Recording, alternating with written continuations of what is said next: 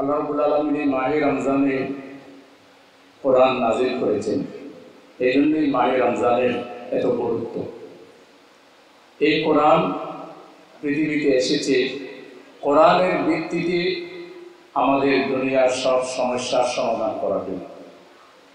এখানে এমন কোনো বিষয় নাই, এমন কোনো দিক নেই যে দিকের ব্যাপারে কোরআনের বক্তব্য নাই।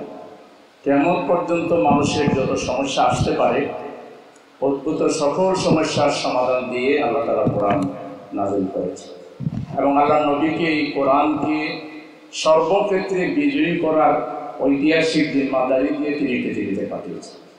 এবং আল্লাহ রাসূল তার প্রাণান্তকর সংগ্রামের মাধ্যমে তার সঙ্গী সাথীদেরকে সাথে নিয়ে তিনি সেই কোরআন প্রতিষ্ঠা করে আমাদের জন্য তিনি মডেল হিসেবে বিশ্ববাসীর কাছে নিজেকে উপস্থাপন করেছেন। আল্লাহ তাআলা তাকে আমাদের মডেল হিসেবে উল্লেখ করেছেন, লাকাদ কানা লাকুম ফি রাসূলিল্লাহি উসওয়াতুন হাসানাহ।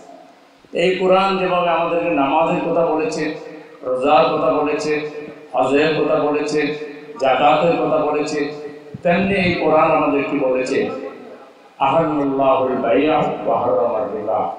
আল্লাহ তোমাদের জন্য ব্যবসাকে হালাল করেছেন, সুদকে হারাম করেছেন। সুদ এমন একটা অভিশপ্ত মাধ্যম যেটা হচ্ছে শোষণের হাতিয়ার।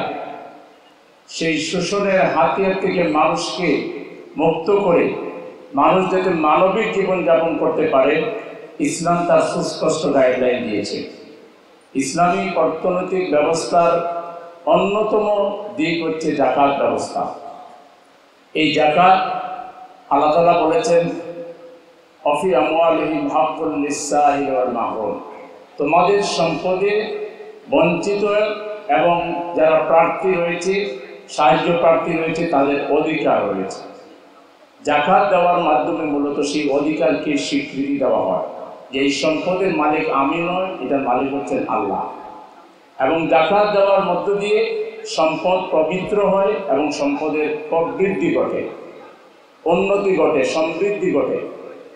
এবং এই যাকাত এমন একটা ব্যবস্থা, আল্লাহ যাদেরকে যাকাত দিতে বলেছেন, এদেশে যে পরিমাণ যাকাত হয়, যাকাত দাতা আছেন, রাষ্ট্র যদি এই যাকাত কালেক্ট করে, আর যে পরিমাণ গরিব আছেন, রাষ্ট্র যদি তালিকা করে করে সেই গরিবদেরকে যাকাত দেয়, তাহলে বাংলাদেশের যে দারিদ্র্যের অবস্থা, দারিদ্র সীমার নিচে যারা আছেন, দারিদ্র্যের মধ্যে যারা জীবনযাপন করছেন, 4-5 বছর একাধারে এই যাকাত সুষ্ঠুভাবে বন্টন করলে বাংলাদেশের দারিদ্র্যের হার একেবারে সীমিত পর্যায়ে চলে আসবে। ইসলাম শুধু যাকাতের কথা বলেনি, ইসলাম আরেকটা সুন্দর দিক নির্দেশনা মুসলমানদেরকে দিয়েছে, সবাইকে দিয়েছে। সেটি হলো আল্লাহ তাআলা বলছেন, মানজাল্লাযী ইউকরিদুল্লাহা কারদান হাসানান ফায়ুদাইফাহু লাহু আদাফান কাসীরা। কে আছে আল্লাহকে কর্জে হাসানা দিবে, যাকে আল্লাহ এর বিনিময়ে বহুগুণ বাড়িয়ে দিবেন। কর্জে হাসানাটা কি? Interest free loan. যারা সম্পদশালী, তারা গরিব মানুষ যারা আছে, বিশেষ করে নিজের আত্মীয় স্বজন, প্রতিবেশী যারা গরিব আছেন, তাদেরকে ইন্টারেস্ট ফ্রি লোন দিবেন, সুদমুক্ত লোন দিবেন। বাংলাদেশে যত মানুষ ধনী আছে, সব ধনী মানুষ যদি তার গরিব আত্মীয়ের দিকে এই দৃষ্টিকোণ থেকে তাকায় যে আমরা তাদেরকে সহযোগিতা করে দাঁড় করাই দেব, তাদেরকে এগিয়ে নিয়ে যাব, তাহলে বাংলাদেশে দারিদ্র বিমোচনের এইটা একটা বড় হাতিয়ার হবে, একটা বড় একটা দারিদ্র বিমোচনের একটা বড় উপাদান হবে। কিন্তু আমরা অনেক সময় এই গরিব মানুষগুলোকে বিশ্বাস করি না, আর এই গরিব মানুষগুলো তখন বাধ্য হয়ে সুদখোর মানুষের কাছে গিয়ে লোন চায় এবং সে চক্রহারে সুদ বাড়াতে বাড়াতে এক পর্যায়ে যদি কেউ 2 লাখ নেয়, 2 লাখের জন্য তাকে হয়তো 10 লাখ টাকা, 15 লাখ টাকা, 20 লাখ টাকা পে করতে হয়। ব্যাংকে গেলেও একই অবস্থা। তাহলে ইসলাম আসলে একটা মানবিক জীবন বিধানের নাম। এখানে আরেকটা সিস্টেম আছে, ওসিয়া। আল্লাহ তাআলা বলেছেন, তোমার সম্পদ থেকে তুমি ওসিয়ত করে যাও। সম্পদ উত্তরাধিকারী যারা তারা পাবেন, কিন্তু সম্পদ যদি আপনার থাকে আর আপনি যদি একটা পরিমাণ সেটা আল্লাহর রাহে ওসিয়ত করে যান, যেটাকে নন রিফান্ডেবল ফান্ড হিসাবে গঠন করা যায়। দেশে যারা মানুষ আছে তারাও দিতে পারে, অনেক বিদেশি ডোনারও আছে যারা নন রিফান্ডেবল ফান্ডে দিতে চায়, যে এই টাকাটা আমি দিয়ে দিলাম, এখান থেকে যে আয় হবে এটা গরিবের জন্য ব্যবহার করবে। তাহলে কর্জে আসানো লাগবে না, ফরএভার। নন রিফান্ডেবল ফান্ড থেকে যারা নিবে, একেবারেই গরিব যারা, তাদেরকে আর ফেরত দিতে হবে না। তাই ইসলাম অর্থনৈতিক জীবনের যে গাইডলাইন দিয়েছে, বাংলাদেশে যদি এরকম একটা শাসক আসে যারা সৎ, আল্লাহওয়ালা, দুর্নীতি করবে না, চাঁদাবাজি করবে না, টেন্ডারবাজি করবে না, এগুলোকে প্রশ্রয় দিবে না, এবং কোরআনের কনসেপ্টের ভিত্তিতে 5 বছর যদি অর্থনৈতিক কার্যক্রম পরিচালনা করা হয়, একজন ধনী মানুষও গরিব হবে না, কিন্তু সকল গরিব মানুষ আল্লাহ চায় তো স্বাবলম্বী হয়ে যাবে। এবং 5 বছর এরকম একটা সরকার, দায়িত্বশীল সরকারের হাতে বাংলাদেশ যাওয়া দরকার। আপনারা ডাক্তার সাহেবরা কি মনে করেন? তার জন্য যেটা করতে হবে যে ইসলামকে আমাদেরকে অন করতে হবে, দিনকে আমাদেরকে অন করতে হবে, এবং ইসলামের একজন ভালো দায়ী হতে হবে। আল্লাহ কোরআনে বলেছেন 4টা কাজ যারা করবে না, তারা আর যাই করুক তাদের জীবন ধ্বংস। আল আস ইন্নাল ইনসানা লাফি খুসর ইল্লাল্লাযিনা আমানু, ঈমানকে যারা পরিচর্যা করবে না, ওয়া আমিলুস সালিহাত, অব্যাহতভাবে যারা আমলে সালিহাত করবে না, ওয়াতাওয়াসাউ বিল হাক্কি, একে অন্যকে হকের উপদেশ দিবে। হকের উপদেশ দেওয়া এটা আমাদের উপরে ফরজ, সর্বাবস্থায় ফরজ।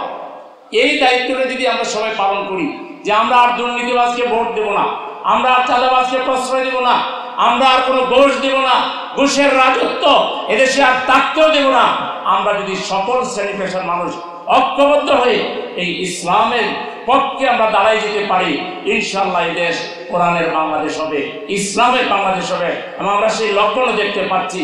আমি সম্মানিত ডাক্তার ভাই বোনদেরকে দাওয়াতি কাজে সময় দেওয়ার জন্য, অন্তত আপনাদের ডিসিপ্লিনের, আপনাদের প্রফেশনের যারা আছেন, তাদেরকেও যদি আপনারা কোরআনের পথে, ইসলামের পথে দাওয়াত দেওয়ার ক্ষেত্রে দায়িত্ব পালন করতে পারেন, ইনশাআল্লাহ সেদিন আর বেশি দূরে নয়, এই বাংলাদেশের মানুষ আর ওই নেগেটিভ রাজনীতি, ডিস্ট্রাকটিভ রাজনীতি, ওই দর্শনের রাজনীতি, এগুলোকে বাংলাদেশের মানুষ এটাকে ডাস্টবিনে নিক্ষেপ করে তারা আল্লাহওয়ালা মানুষদেরকে, এটাও আল্লাহর নির্দেশ।